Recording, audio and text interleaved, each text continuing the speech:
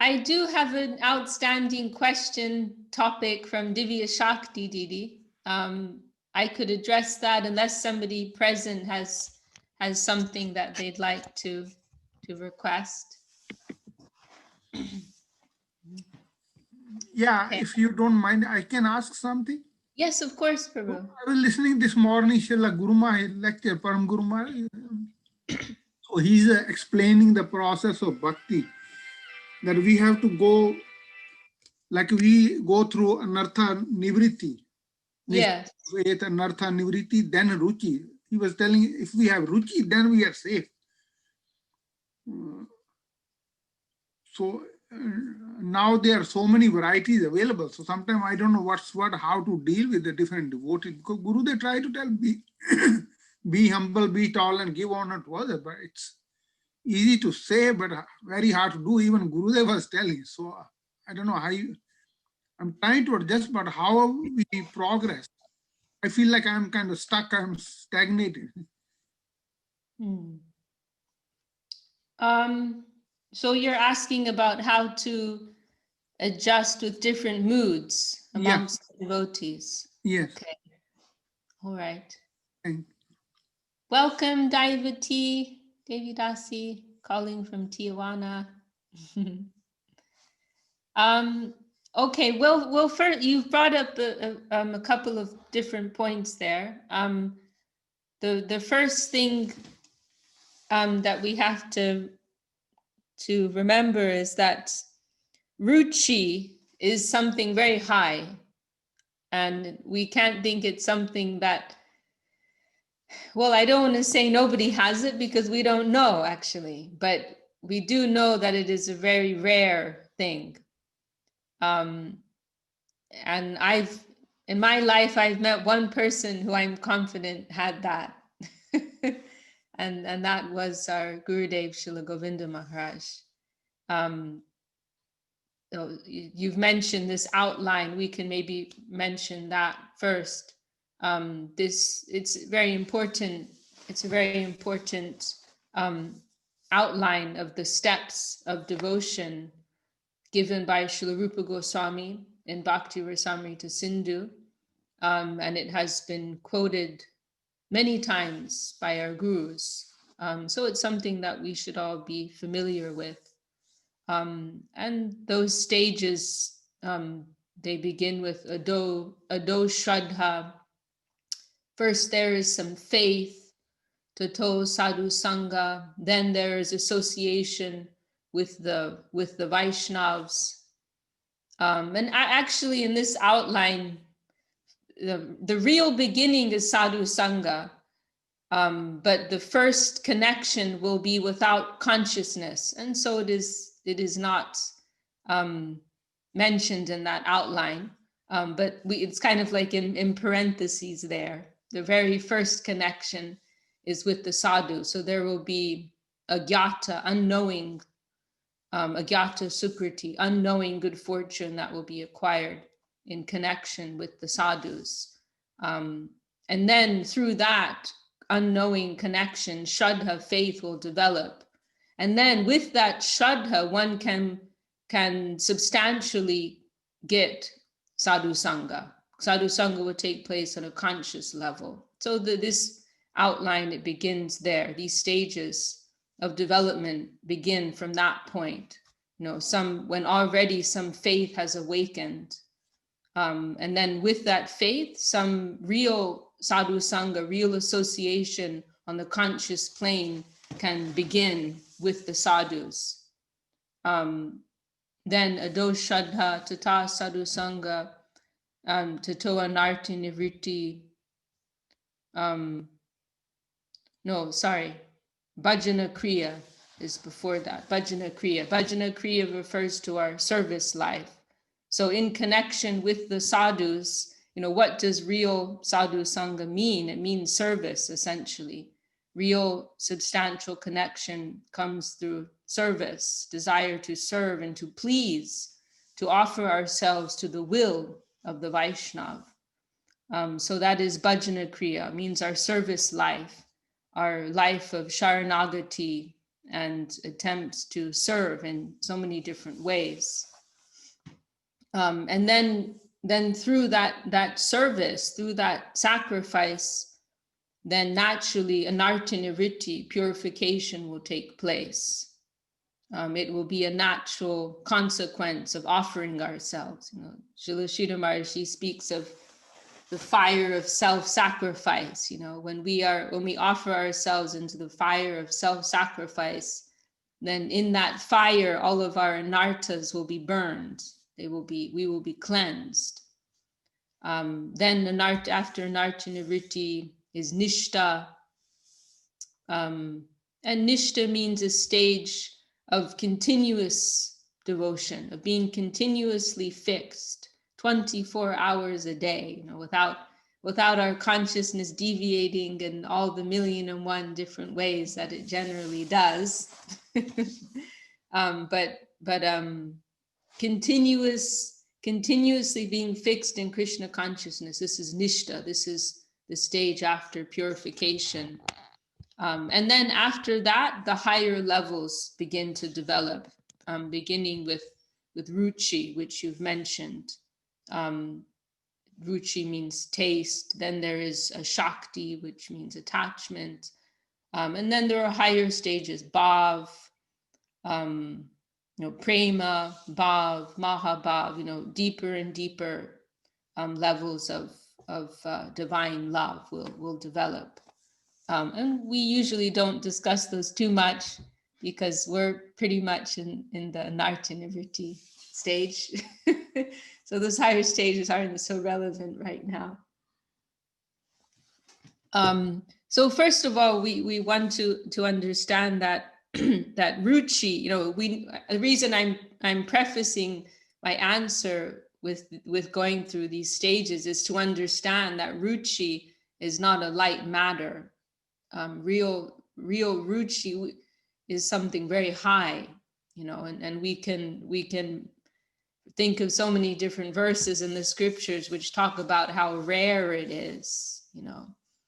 I'm trying to think of one quote right now.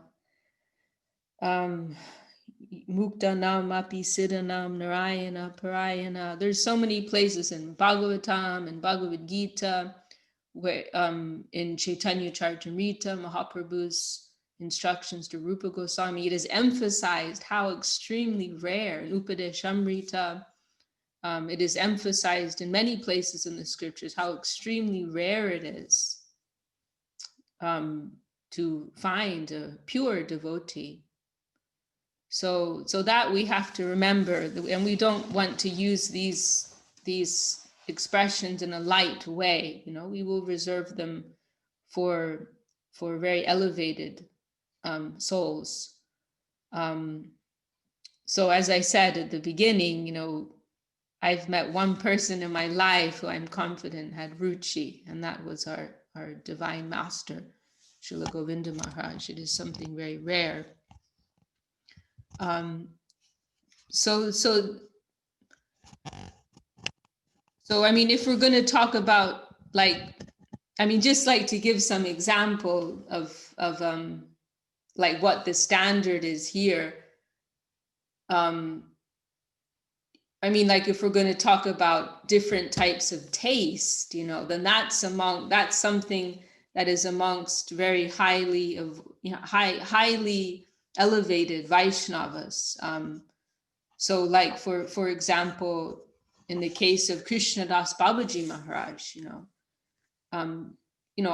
the line of our gurus is focused on, and of course it's not something we were in a position to discuss so much, but at the same time, this is the ideal of our line, and this is what our gurus are tasting. Our line is focused on Madhura Ras, on the conjugal relationship with Krishna, and all of our gurus, their focus was on that, and their aspiration was to have the divine service of Srimati Radharani, who is supreme in that service group and mood. So it is all focused on Madhura Ras. And then Gurudev, and this is something that we'll cautiously consider.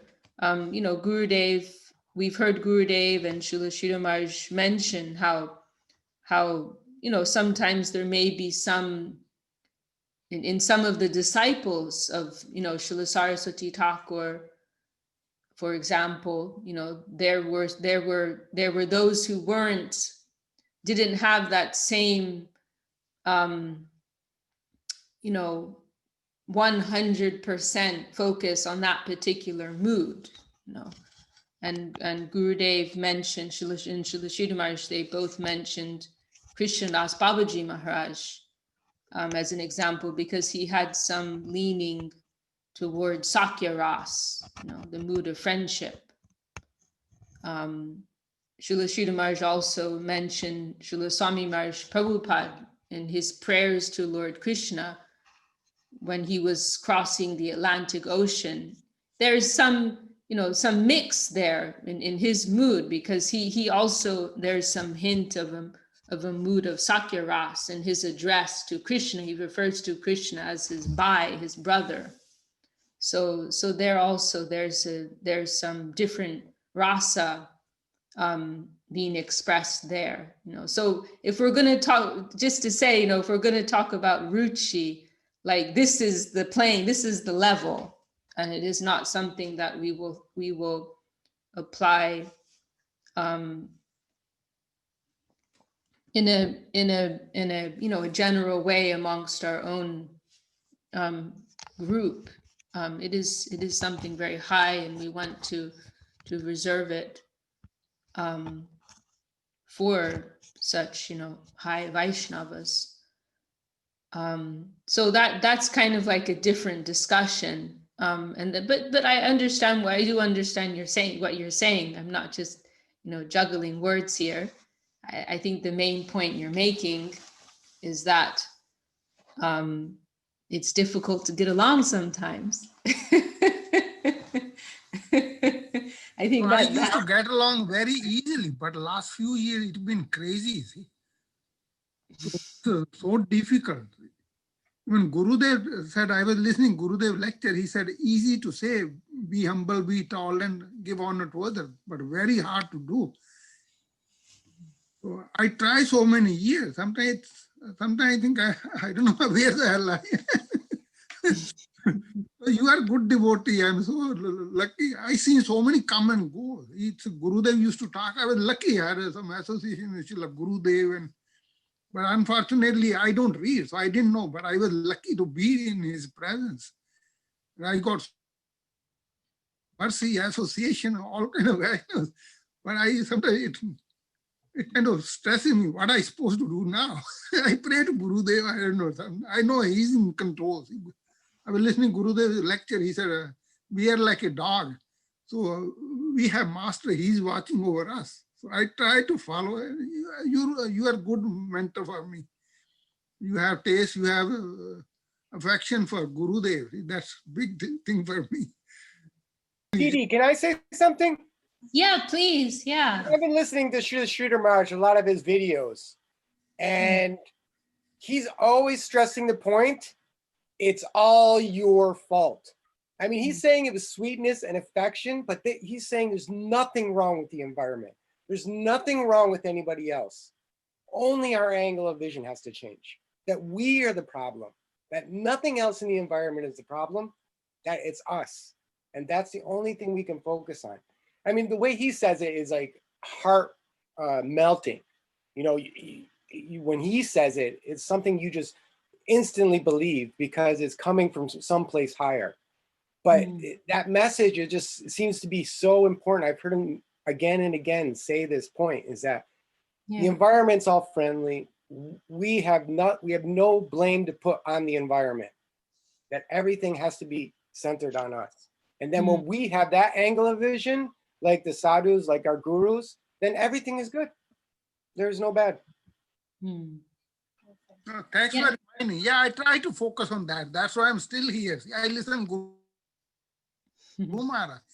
So I pray to him and I try to focus on that. It's friendly, it's favorable. But sometimes it's not, I don't know, even you don't have somebody to look up, then it's harder. No, thank you for make good point. Yeah, that's what I actually try to listen Guru Maharaj and try to follow. Even they was telling, earlier he couldn't appreciate. But when Srila Guru Maharaj, God brothers came, he had their association. Then Gurudev could see more about Guru Maharaj, who he is. Then Gurudev was telling in one lecture that he learned from Srila Guru Maharaj, God brother, because they had association with Srila Bhakti Siddhanta, other Vaishnavas.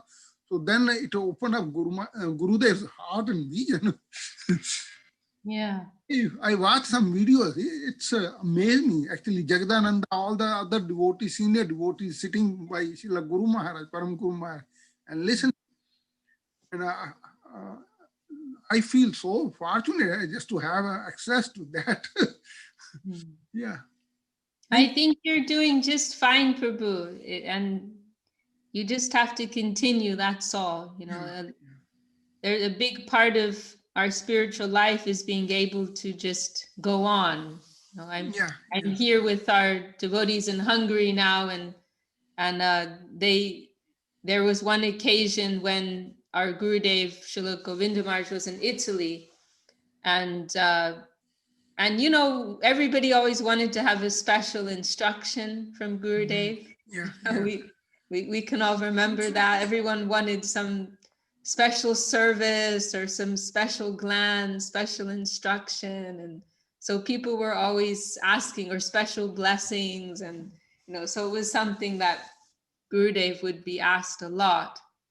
And in my experience, for the most part, Gurudev didn't really feel the need to give specific instructions for everyone. He had a general instruction that he wanted everyone to support the mission in, you know, whatever way was practical for them.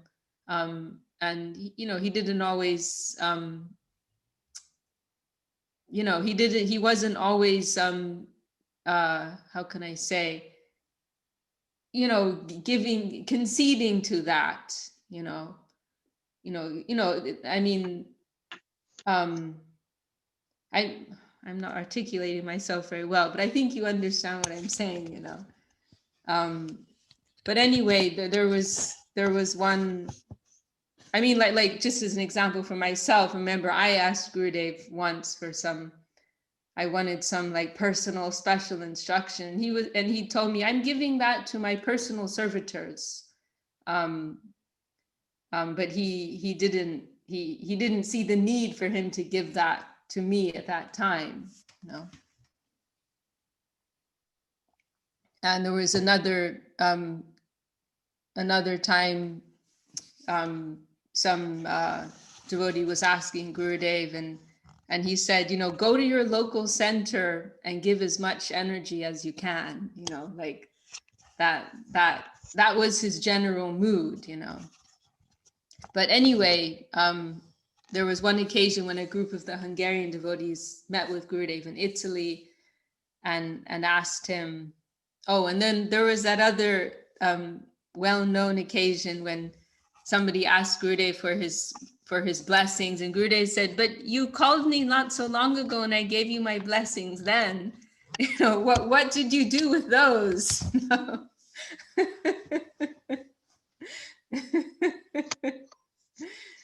But anyway, so the Hungarian devotees asked Gurudev on this one occasion, you know, can you give us some special instruction?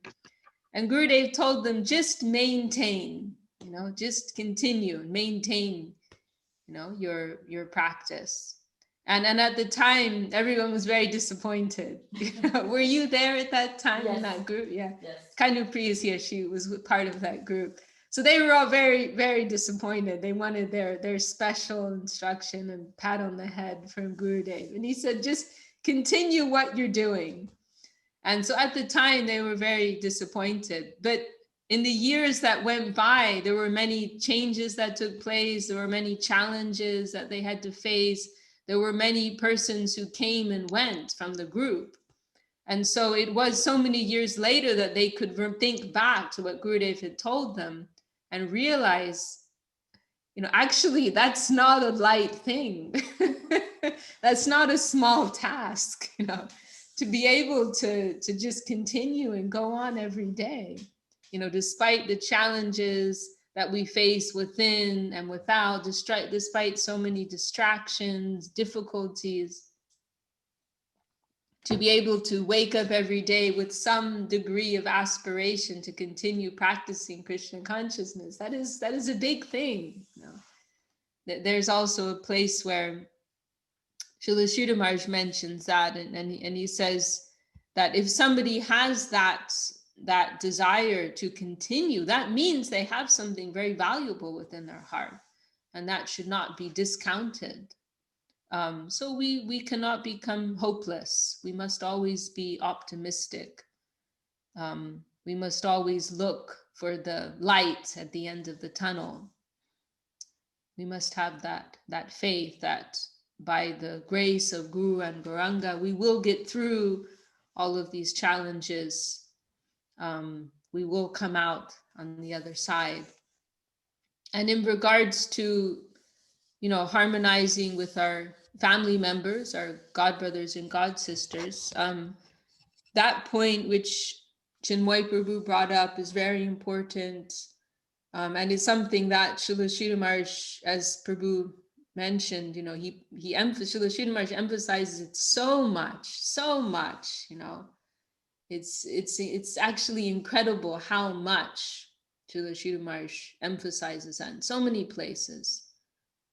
In fact, when my mother received initiation from Srila Sridhar Maharaj, at the time of her initiation, maybe it was right afterwards, she said that Srila Sridhar Maharaj leaned forward and whispered into her ear, "Don't quarrel with the environment, and that will be your liberation." Like that, like personal instruction that he gave her. So many places. There's one talk where Srila Sridhar Maharaj and how Srila Sridhar Maharaj is so eloquent, in this one talk he said that when we can stop blaming the environment and we can blame ourselves, then our dark days in this world are numbered. He said it like that. Our dark days in this world are numbered. So that is very important, to be able to look within, to see how we are responsible, to see where is our own fault, to take the opportunity to correct ourselves. That is very valuable in this regard.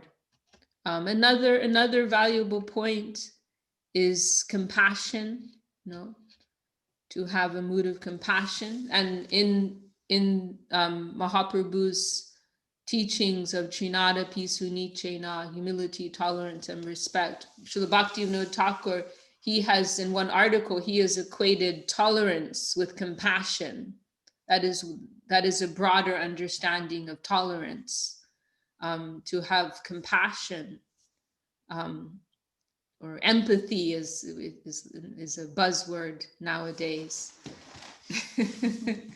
To be an empath.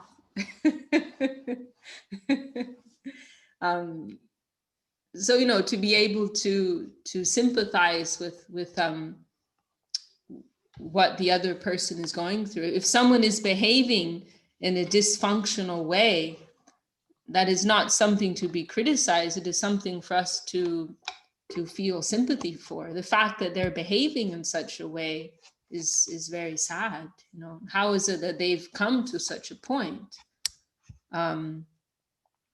What difficulty have they been through? Have they been through? What weaknesses do they have, that they've been brought to this point of behaving in whatever way it is that they are, which is disturbing to the environment. So we have to try to step out of our own situation to see things with broader vision and try to understand why people are behaving in the way that they are, and to consider if we can be of help, if we can be of support. And another point is that we have to give everybody space to, we have to give everyone space to grow at their own pace, you know. And it's a point that I like to make, you know, that we tend to look at practitioners, we tend to assess other practitioners on the basis of how long they've been practicing, how long they've been in the mission, or how old they are, these kind of like external ways of assessing. But that's not how it works, you know. There may be, well, what I'm trying to say is that there are different levels of understanding, just like in a school. You have kindergarten, you have class 1, class 2, class 3, class 4. But when we're dealing with the school, we can just look at someone and understand what class they're in. But in devotional life, it doesn't work like that. You know, there may be someone who's been practicing for 30 years, but they're actually in level 1 according to their realization. There may be someone who's been practicing for 1 year or 2 years, and they're in level 5, you know, and I can think of examples like that, you know. So we have to welcome Karan, and also Brajarama Didi has joined us from Budapest. Suhasini Didi has joined us. Leela Maduri has joined us. Very happy to have you all with us. So this is something that we have to remember. You know, it's like if you're dealing with a 3-year-old child, you can see it's a 3-year-old child. And if the 3-year-old acts like a 3-year-old, then it doesn't really bother you very much.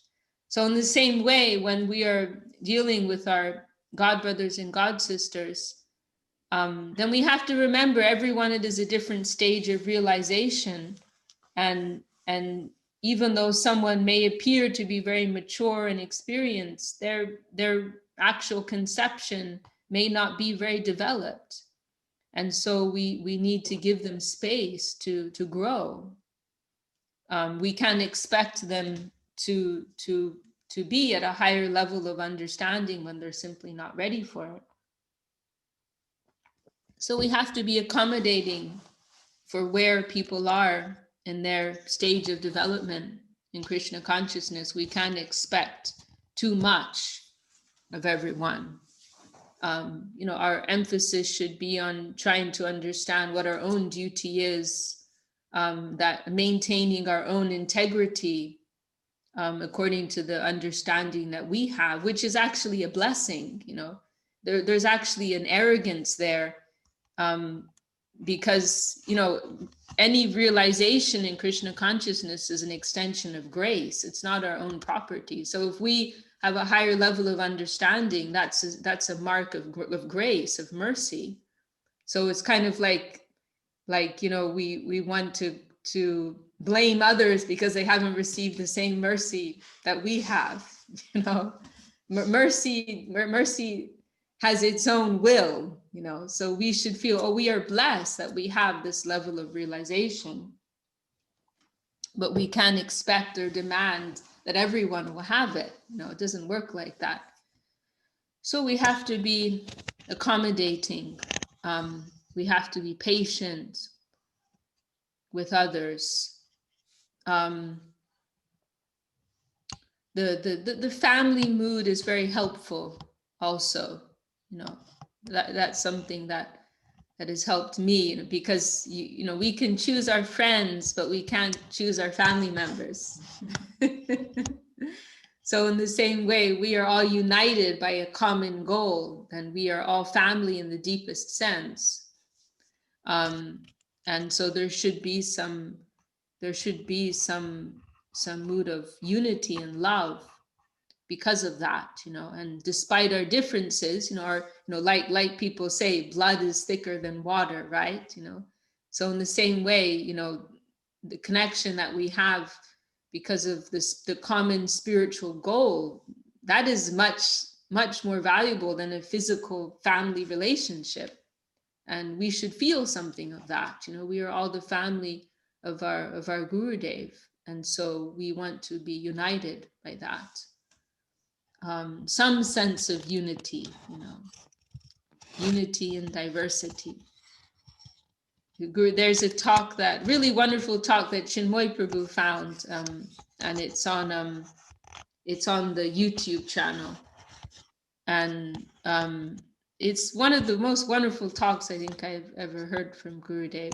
But he spoke about this point, and one of the things he mentioned was, how many people are in this world, and how many persons are practicing Krishna consciousness. And he said it won't even be 1%, like 0.0001% of persons are practicing Krishna consciousness.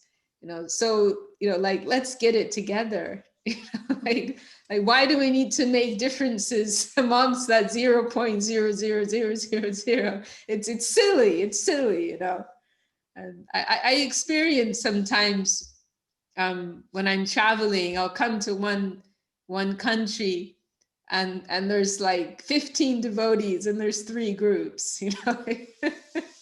I'm exaggerating a little bit, but really it's going in that direction sometimes. Like there's just a handful of devotees, and still there's like lines being drawn, like this is this party, this is that party. It really does get silly sometimes, There's just a few of us, and still, we can't get it together. And lastly, on this subject, I can mention, Gurudev, he liked this expression, and this is probably the thing that has helped me the most in dealing with this. Gurudev, he liked that expression, love me, love my dog, So means that, this is the final thing, which if we have real love for Gurudev, this is the thing that should tie us together, that we may see somebody has many faults, we may see someone is giving us a lot of difficulty in whatever way it may be, but they love my guru, and if I have love for my guru, then I should be able to overlook other differences between us. If I love, real love, the deepest type of love, it extends and finds, how can I say this? The deepest kind of love extends to everything that is even slightly related to the object of our love. When we love someone very deeply, then the smallest connection with that beloved, it will touch us. So in the same, like Gurudev, he used to say that, our Gurudev's whole life was the service of Srila Sridhar Maharaj. And Gurudev used to say that if anyone can do even a small service for my Guru Maharaj, then I will become their slave. That was his real feeling. If he felt like someone wanted to serve his guru, then he would overlook anything else, and he would, that was the selling point for him, that they loved his guru. It wasn't about him at all. It wasn't about how he was being treated, how he was being disturbed, but it was all about the service of his guru. And so if somebody also had love for his guru, he was willing to overlook anything else, even at the expense of his own comfort and peace of mind.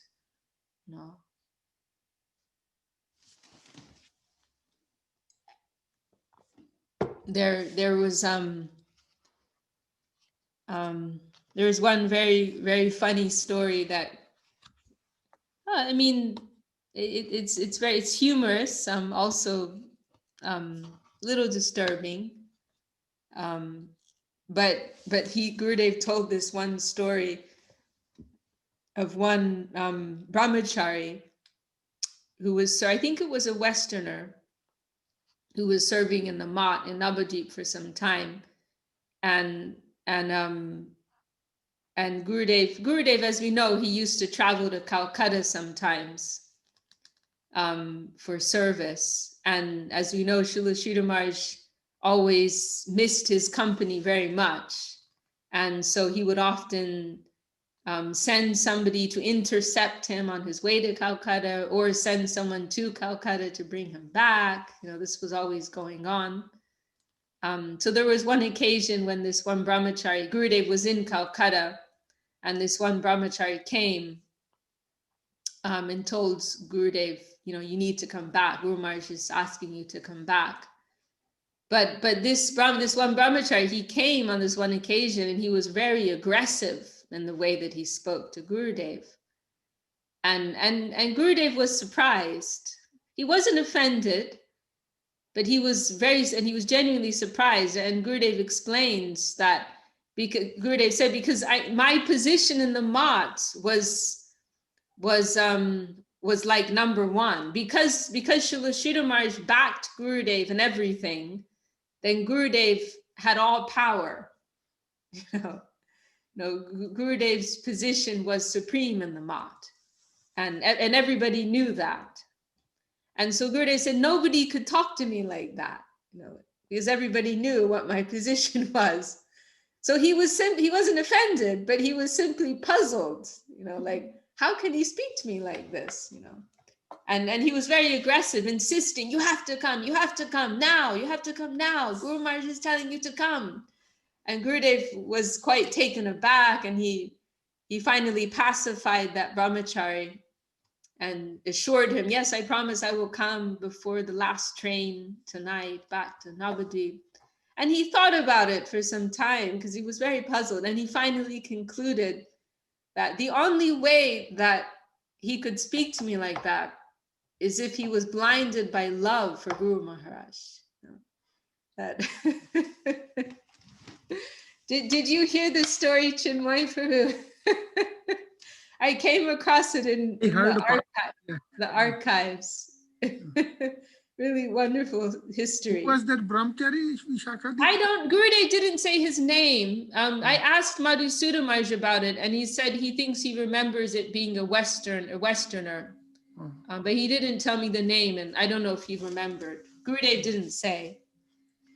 But anyway, so Gurudev, he came to that conclusion that it was because of love for Guru Maharaj that he was able to speak to him like that. It was the only way, So, and that's just so beautiful, so sweet, for Gurudev to take that vision.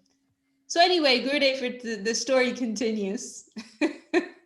So Gurudev, he returns to Navadvip, and some time went by, and that brahmachari, he wanted to take sannyas, and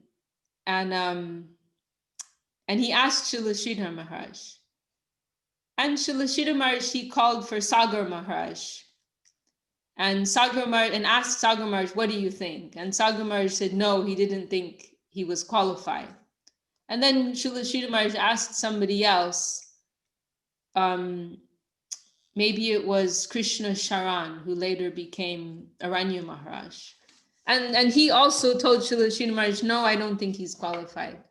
So Srila Sridhar Maharaj told that brahmachari, I don't think I can give you sannyas. I've consulted with some of the senior devotees, and they don't feel you're ready for that. And so that brahmachari, he was very desperate. And so he went to Gurudev because he knew that Srila Sridhar Maharaj would do whatever Gurudev told him. So he begged Gurudev, please, I want to take sannyas. You please tell Guru Maharaj to accept me. And Gurudev, he told him, are you really sure that you need to take sannyas? You don't need to take sannyas for devotional life. For devotional life, you practice Trinada Pisu Nichena, you do some seva, take Harinam. You don't need to take sannyas. But that brahmachari, he insisted, no, I really feel that I need this. Please, you tell Guru Maharaj. And Gurudev said, well, are you sure you can maintain sannyas life? And Gurudev said, we have to really think about this because nobody else is backing you. So if I'm backing you, then it's all going to be on me. All the responsibility will be on my shoulders. So we have to really be sure. Are you sure you can maintain sannyas life? And that man, he said, yes, I'm sure. And he said, I can go and jump in the Ganges and give up my life, but I can never give up sannyas. I promise you that I can never give up sannyas. So Gurudev, he thought about it. And then he remembered that occasion when this brahmachari had been so rude to him. And Gurudev thought to himself, the fact that he was so rude to me is evidence of how much devotion he has for Guru Maharaj. So therefore, he must be qualified. He must be qualified to take sannyas. So Gurudev went, on the basis of that, Gurudev went to Srila Sridhar Maharaj and told Srila Sridhar Maharaj, please give him sannyas. I think that he's qualified. So then the story continues. So then Srila Sridhar Maharaj, because Gurudev recommended him, Srila Sridhar Maharaj did give him sannyas. And he lasted maybe like a year or something like that. And then he ended up leaving and he got married. And then not only that, but he wrote a letter to Gurudev. And he told Gurudev, you are responsible. Oh. He told Gurudev, you said that you would be responsible if I cannot maintain my sannyas. Like, my God, like what kind of a man, we're in a respectable setting, so we're not going to use any bad language, but there's lots of bad words in my head right now. What a terrible man, what a lack of integrity. But it's so incredible that, the main point here is just this beautiful example that even though this man, he didn't have real integrity, he didn't have real respect for Gurudev, but Gurudev was just overlooked all of that. And he was just seeing that he had some love for Guru Maharaj, And it's such a beautiful example for us.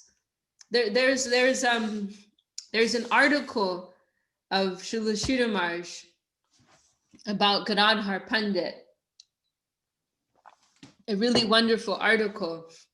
And there's one particular praise there Srila Sridhar Maharaj makes of Gadadhar Pandit, that he says that Gadadhar had so much love for Mahaprabhu that he took insults to himself as glorification of Mahaprabhu, something like that, that because of his deep love for Mahaprabhu, he saw everything through that lens. And even if something was an insult to himself, he didn't see it in that way. So it is a very, very wonderful example. Our main problem is that we're living in an egocentric way. Like we say, don't take it personally. We take everything personally. We take everything as being about ourselves. But if we can detach ourselves from that egocentric way of viewing the world and try to see things in a guru-centric way, we will have a completely different experience of the environment. Those are a few reflections. Love, compassion, mutual appreciation for Sri Guru. I think that's the real saving factor, or at least for myself. Does anyone else want to share anything? I know there's a number of devotees here who have been serving in the mission a long time. I'm sure they all have something to share. Ananga Krishna Prabhu has also joined us from Tijuana. I won't ask him to speak because he was very embarrassed last time. But if he wants to speak, that would be very nice. Does anyone else want to share anything? Thank you very much, Vishakha Didi, for that. Yeah, it helped me refocus. Actually, Srila Guru Maharaj, you remind me of story that Srila Guru Maharaj talk about Victoria and one criminal. And they hang him. And that lawyer said, you find something good. Victoria said, actually, Queen Victoria, you find something good in him. Then he said, he's good family man. So then, yeah, I don't know if you remember that story. Yeah. I heard that story recently, but I don't remember the details. Yeah, Guru Maharaj tell that story very nicely. Yeah. Thank you so much. You helped me. That's another nice point which we didn't make, which Gurudev would make, to search for the good qualities, and he used that expression, not to be a drain inspector. Srila Sridhar Maharaj appreciated that expression, to try to zoom in on the good qualities and overlook the other less attractive qualities. Gurudev also used this Bengali expression, saying that an ant enters into a temple of jewels and only looks for the cracks, looks for the holes. Like we would see that in Navadvip, because in India you have all the different species of life. So there would always be streams of ants everywhere, and they would go into all. They were eating the temples, actually, digging into all the cracks, and so there's such a such beauty and such wonder, but going in to find the crack, to find what is wrong. So that's another important point that we have to remember. Try another thing which I've been thinking about lately is to think in terms of intention. We all have different ways that we behave that are not not so how can we say, which show our human side, which are less than what we'd like to be. But inside, there's something else within ourselves which is aspiring for something else. And so we want to try to live with each other in terms of what we're aspiring after. The higher Vaishnavas, they're living in the conscious plane. They're overlooking the objective side to a large degree, and they're living in the plane of consciousness. There was Jagadananda Prabhu in one comment on Facebook. There was some thread about beards on Facebook. I don't remember how it started, but I came across it last week. Actually, I think it was Chintamani. I think she posted something about beards. So there was a whole discussion about beards. And Jagadananda, he shared a few comments that he heard from Gurudev on that subject matter. But one of the things that he said, I really was, really wonderful, that there was, he said it was in Venezuela, and there was a fire sacrifice that needed to take place for some second initiation candidates. And Gurudev needed somebody who had second initiation already to help with the arrangements for the fire sacrifice. And so there was one man there who volunteered, and he said, "Oh, I have second initiation, I can help." And Gurudev said, "Oh, well," but that devotee, he had a beard. And generally it's not considered so clean. And so Gurudev asked him, Gurudev said, "Oh, but you have a beard, I would prefer if the person doing it didn't have a beard." And that man, he said, oh, that's no problem, Gurudev. I can go right now. I can shave right away, no problem. And then Gurudev told him, oh, well, I see that you're not attached to the beard. So in that case, you can, don't worry, you don't have to do that.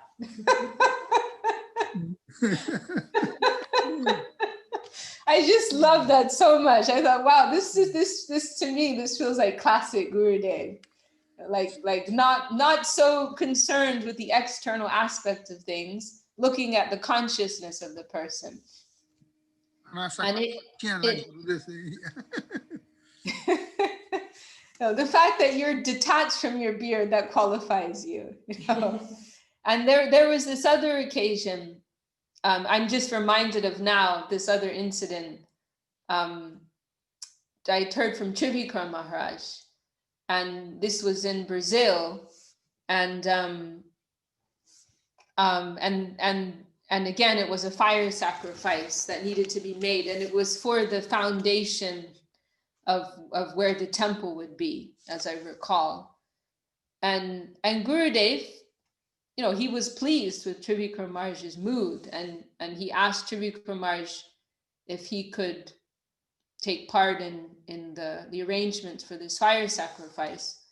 But there was something objectionable. I think it was because there was a dog. Maybe Govinda Nandini may know this story better. It was a while ago, Maharaj told me. But as I recall, there was a dog, and Trivikram Maharaj had been touching the dog, or something like that. There was something that was considered objectionable, and so there was one sannyasi there who objected and said, "Oh, but he's been doing such and such, or he's been touching such and such, and so I don't think this is a good idea." And Gurudev, as was his nature, he didn't want to make a big protest. So he simply said, okay, But Gurudev had been perfectly aware of that objection. And he had personally requested Trivikram Maharaj to do this service. So obviously it wasn't an issue for Gurudev. Govinda Nandini, do you remember that story? So yeah, we saw that with Gurudev. He was living in the world of intention and consciousness, and he was often overlooking the objective circumstances. So in the same way, and I had this experience recently with one devotee who sent us a message. And it was quite interesting, actually, because this devotee was very disturbed. But there was nothing in particular that was wrong. What I realized the problem was simply his interpretation. And interestingly, this is, Vaishnava aparad, offenses to the Vaishnavas, they were based on this, being stuck on objective reality. This was kind of like a breakthrough for me recently. I think it was an article of Srila Saraswati Thakur where he referred to offensive persons as being empiricists. They're just seeing things on the external side. They're perceiving things with their senses, but they're not connected with what's happening in the plane of consciousness. So this is what was striking to me in this. It was a message from someone who was very upset, and they were outlining so many things that I had done or supposedly done. But it wasn't actually anything I had done. It was their interpretation behind it. Some of the things that they said was shocking, because it had no connection with reality. It was simply their interpretation of things that I had done or said. So, and we're okay. We're okay now. That person has understood. But that was what was interesting to me, that how, just how we can be very stuck on the external side of things and not connected with what's really happening in the conscious plane. And even on a deeper level, you know, what is the potential? If we take that idea one step further, then what is the bud? What is the potential in the heart of that devotee, even beyond their present consciousness? You know, what is it that on a deeper level they're trying to be and have the potential to be? We have to be able to see that as well. And then to support one another in terms of our potential. You know, Srila Sridhar Maharaj extracted this from Einstein's theory of relativity, that reality is a thing plus its potential. You know, reality is not at a standstill. Reality is not just one snapshot of a particular point in time and space. It's not isolated to that. We have to include all of the possibilities when we're calculating the value of something. So this is really important in our relationships with other practitioners. We can't just deal on a what's the word I'm looking for? You know, on this direct basis, you know, action and reaction. We have to think in a bigger way. We have to think in a broader way. We cannot be fixed on the immediate circumstances and immediate exchange that is going on. You know, tunnel vision, Ramananda saying, yes, this narrow vision. We can't think like that. We have to include, you know, and this is something that was really, and this is something that I'm only appreciating now, but something very significant in how Gurudev dealt with us. You know, like for me, in every exchange that I had with Gurudev, and in retrospect, I'm appreciating now that he was thinking of my past, my present, and my future. You know, at every point when he gave me some instruction or some level of exchange or guidance, now in retrospect, I'm able, at the time I didn't appreciate it.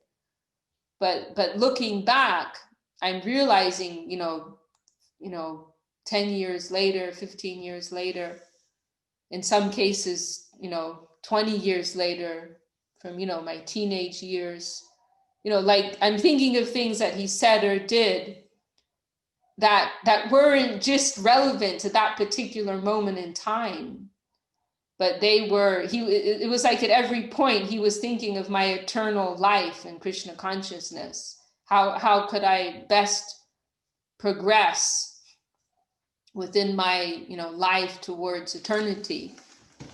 He really thought in such a broad way. And only now am I able to, you know, so many years later, it's like hitting me a little bit. So similarly, you know, we have to give that kind of space to our God brothers and our God sisters, and, you know, to accommodate one another in that way. We can't just judge one another or respond to one another on the basis of what's happening here and now, but we have to think of our future in Krishna consciousness, our potential in Krishna consciousness, and how can we best support one another in that. Well, we're grateful to Ramananda Prabhu for bringing up such a nice topic, always a relevant topic. Does anyone else have anything they want to share? Govinda Nandini, any thoughts?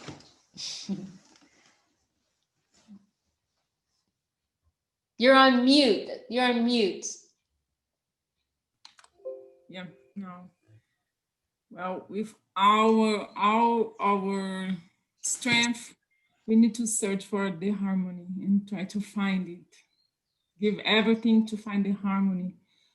And this is 1 week ago, I listened from Trivikram Maharaj, and he said, sometimes we need to be like egoistic to protect our own service. Because if we get in battles and in conflict with our God brothers and God, we this disturbs our service. So to protect it, we need to find harmony. And sometimes a little distance and respect from far, and protect our heart, our mind. And sometimes from afar, Yes. we can see their qualities. We can admire them. So I think affection can grow. That's what I'm thinking for now. Fight for harmony. Best we can do.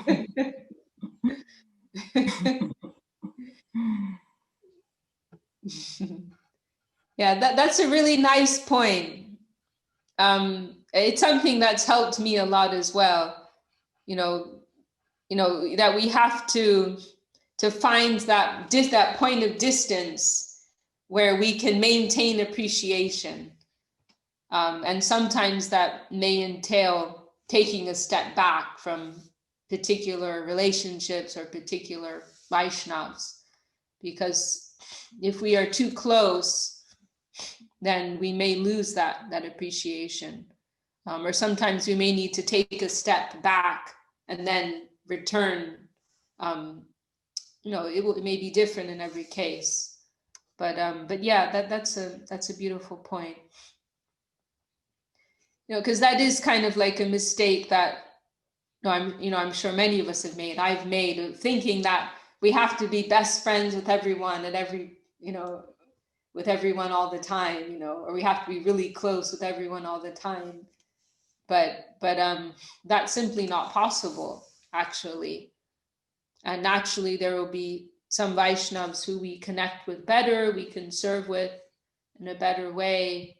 And there will be others who we may need to, as Govindaji was saying, in order to protect our own consciousness and service, then we may need to withdraw from certain Vaishnavas or situations. We have to think about what our capacity is. Like if we think of someone like our Gurudev, he had infinite capacity, and he could harmonize all circumstances and everyone, and he could harmonize everyone and everything, but we don't have that capacity, So sometimes we may humbly just need to admit, our inability to harmonize a particular situation, and to take a step back. We have to save ourselves, first, before we can save others. Yeah. Well, thank you for sharing. There's also that's a whole other topic. Srila Sridhar Maharaj also speaks of the need to not be afraid of differences and conflict. But the most important thing is that we don't have a mood of criticism. We may need to accept our differences and take some distance, and there's nothing wrong with that. There's room for that. But we don't want to become critical of other Vaishnavas. And again, I think the family model really helps us here. It's like we all have those family members who we don't really get along with that well, and we don't like to see them all the time, but we still feel love for them in our hearts. There's still some bond there. We may not want to live with all of our family members, but we still love each other, So I think that model can be very helpful for us. Anyway, I feel like I'm really rambling. Thank you. That's a good point, Vishakha Didi. I used to think that way. See, we are all family. Guru tells, we are family. It's Mahaprabhu's family, Krishna's family. And ever growing. Chinmoy Prabhu, you want to add anything? No, Didi, very wonderful, very nurturing, inspiring. It's always a blessing when you can be with us. So I'm very fortunate. We are very My good fortune. The David T, you look like you want to say something. Please say something, Devati Didi. She's amazing, good leader. I've been to Mexico, so nice. No, not at all. Just to give my dandavats, and like I've mentioned before, I feel like a fly that has entered like secretly into the classroom, the advanced classrooms, but the advanced students, right, classroom. But anyways, just my dandavats, and it's such a fortune to hear your words, to how beautiful you express what our goal should be. That's all. Dandavats. Thank you for sharing. Okay, well, should we finish there for today, Chinmoy Prabhu? As you like, Didi. If everybody Okay. else agrees. All right. Well, our gratitude to all of you for giving me your good company and some service opportunity. I'm very, very grateful for that. And wishing you all the best for the week ahead. And hopefully we can meet again next week. Jai Shri Bhakti Sundar Govinda. Jai Shri Bhakti Sundar Govinda Dev Goswami ki Jai. All the assembled devotees ki Jai. All the world devotees ki Jai. Jai Chinmoy Prabhu ki Jai. Govinda Nandini Dasi ki Jai. Jai Ramananda Prabhu ki Jai. Jai Gaur Premanande. Hari.